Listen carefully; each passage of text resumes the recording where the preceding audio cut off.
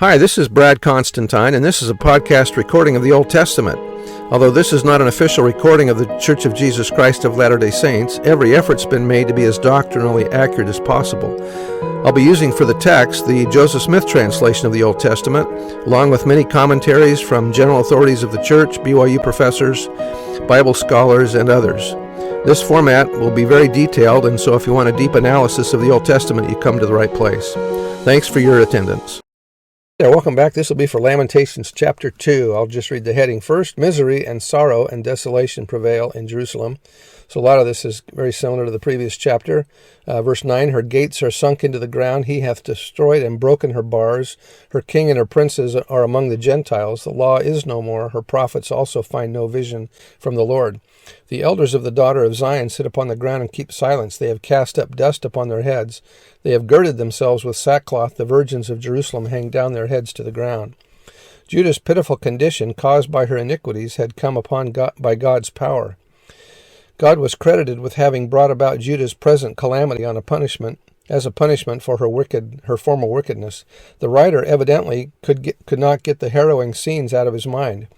The elders or heads of families who shared in the administration were powerless to do anything. Grave magistrates and light-hearted maidens alike were reduced to grief-stricken silence. Also, Jerusalem was an object not only of pity, but of scorn. Innocent babies wasted away in her streets, crying in vain for food. The prophets that Judah did listen to were untrue to their task of crying out against iniquity. They spoke flattering words and thus encouraged Judah in her transgressions. Hence, Jerusalem was a hiss and a byword in the eyes of the nations. Clearly, there was nothing about Jerusalem in which to rejoice.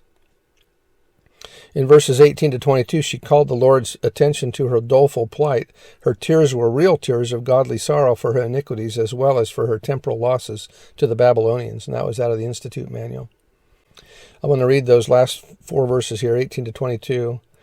Their heart cried unto the Lord, O wall of the daughter of Zion, let tears run down like a river day and night. Give thyself no rest, let not the apple of thine eye cease.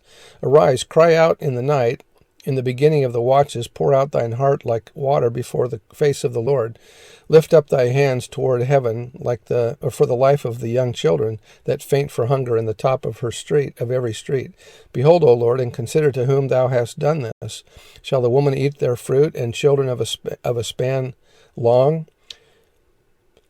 Shall the priest and the prophet be slain in the sanctuary of the Lord? The young and the old lie on the ground in the streets. My virgins and my young men are fallen by the sword. Thou hast slain them in the day of thine anger. Thou hast killed and not pitied. Thou hast called as in a solemn day my terrors round about, so that in the day of the Lord's anger none escaped nor remained. Those that I have swallowed and brought up hath mine enemy consumed. So that's the end of the chapter, and we'll see you next exciting adventure. Bye.